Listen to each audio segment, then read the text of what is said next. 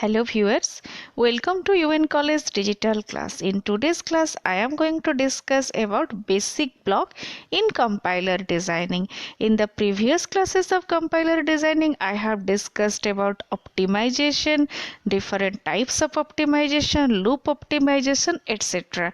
In this class, we will discuss exactly what is the meaning of basic block and what is the necessity of dividing the program into basic block. Let's start. Now, first of all, we will discuss what is the meaning of basic block. We know that whenever we are writing a program, we are passing the program for compilation. It passes through number of phases, okay? And during in that phase, what happens? The program is converted into number of blocks. And here we are going to discuss about basic block, okay?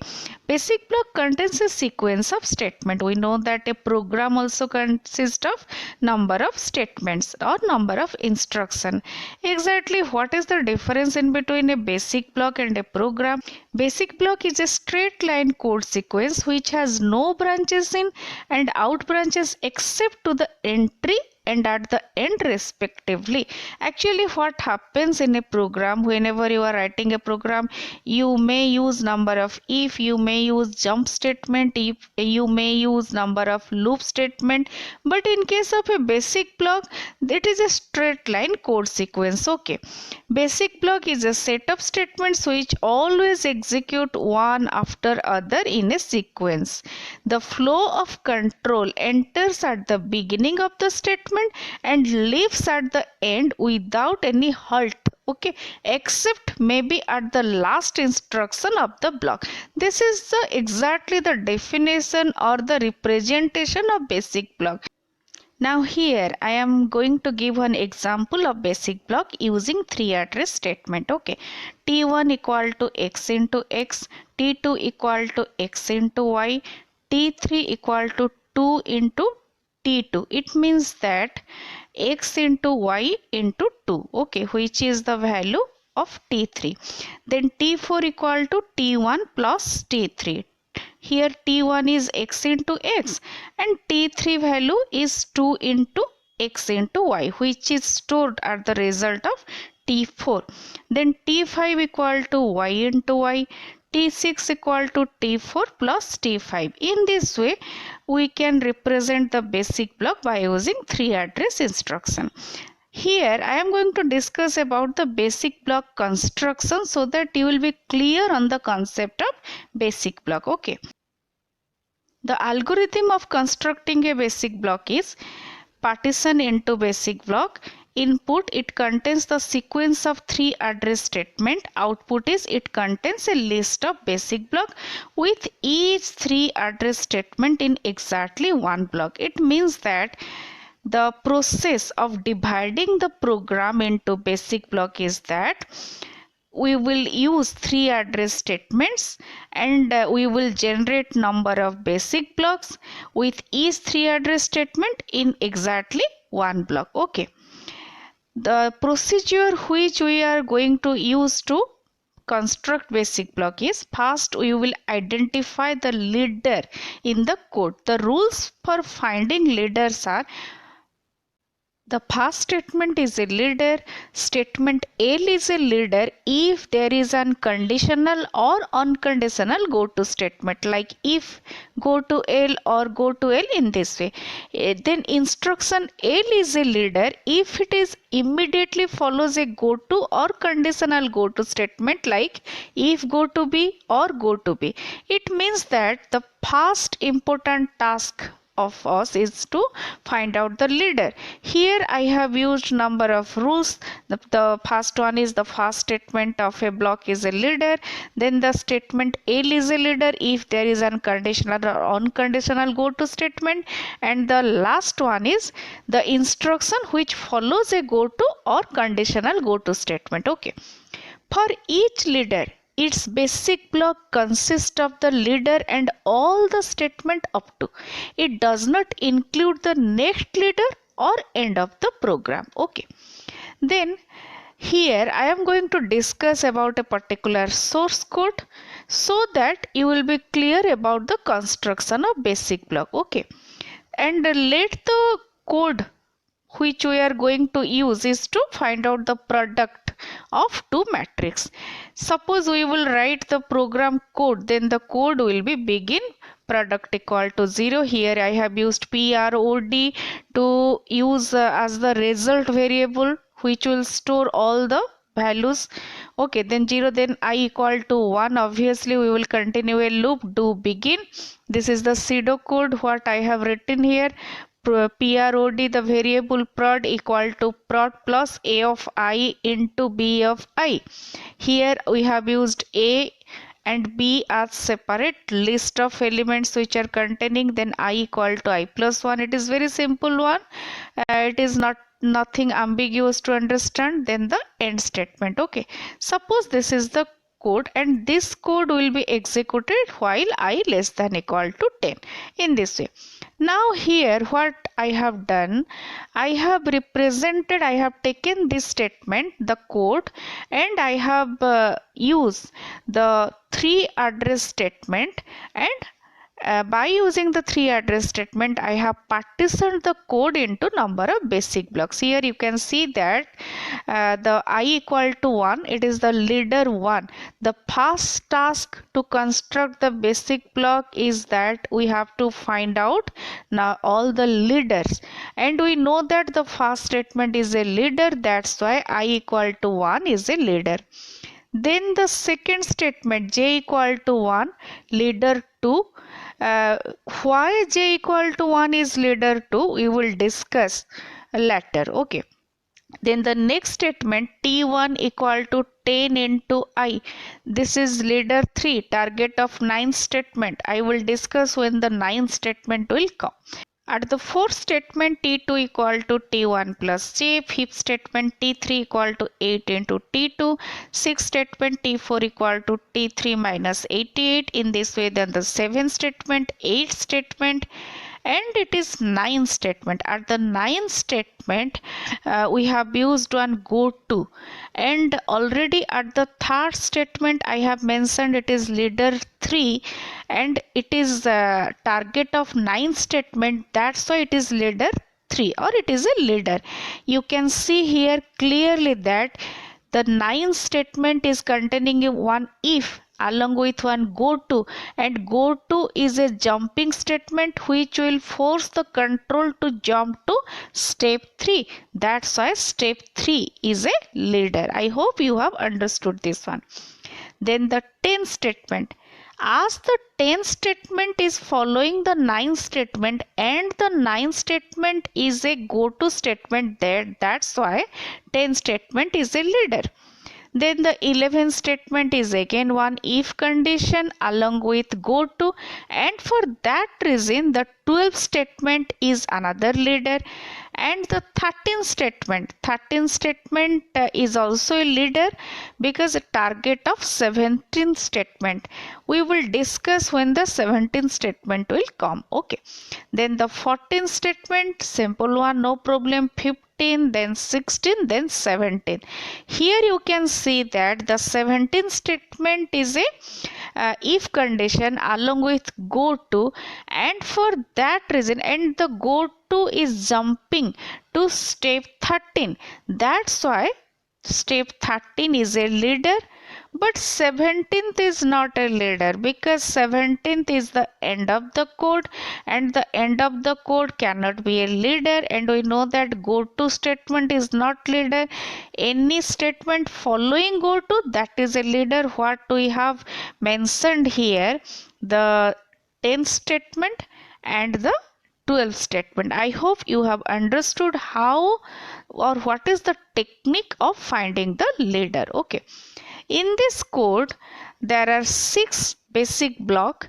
B1, here I have used B1, B2, B3 etc. to represent the basic block. B1 means the first basic block is the statement 1, then the basic block 2 is the statement 2, then the basic block 3 is the statement 3 to 9, then the basic block 4 is the statement 10 to 11, then the basic block 5th is the statement 12, then the basic block 6 is the statement from 13 to 17. Okay, now Already we have discussed that basic block is a set of statements that always execute in a sequence one after the other.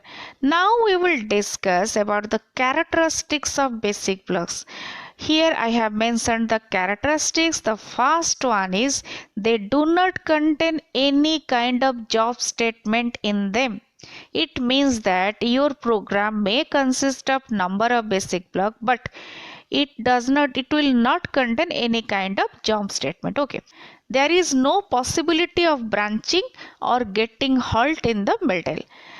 Then the next one is all the statements execute in the same order they appear, because it is a straight line code sequence. They do not lose the flow control of the program. Here I have used one example of basic block so that you will be clear. The three address code for the expression is A equal to B plus C plus D equal to, here T1 equal to B plus C, T2 equal to T1 plus T, then A equal to T2. Okay, actually what happens whenever you are writing a code, okay, that must be converted into three address code, and for that reason here we have converted the code, and here all the statements execute in a sequence one after the other. In this way they form a basic block. Okay, now here I have used another example of not a basic block. Exactly what happens, sometimes a block is looking like a basic block, but actually it is not a basic block. Here I have used one example to show you that. Let the code is if A less than B, then 1 else 0. Let the code or three address code for particular this statement is if A less than B, go to 4, T1 equal to 0, go to 5, T1 equal to 1, then the last statement, that is, or last step, that is 5. Here it is not a basic block. Why? The statements do not execute in a sequence one after the other, and in this way they do not form a basic block. How? Let me explain it. If A less than B, go to 4. Suppose, assume that A is greater than B. Suppose A is containing 5 and B value is 2. And A is less than B, then go to 4. Otherwise it will not go to 4. Okay. Then what it will do? Now it will come to the next statement, that is T1 equal to 0, then go to 5 and again another jumping, and at the third step it will come to the fifth step. Okay, in this way all the statements will not execute in a sequence if A is greater than B. Similarly, assume that A is less than B. If A is less than B, then go to 4. It means that immediately we will jump to T1 equal to 1 statement or instruction, and here also all the statements are not executed, and in this way they do not form a basic block. Okay. Partitioning intermediate code into basic block. Actually, after generating the intermediate code, we are partitioning the code into basic block. Any given code can be partitioned into basic block using some rules. Here I am going to discuss about those. The first rule is determining leader. What already we have discussed.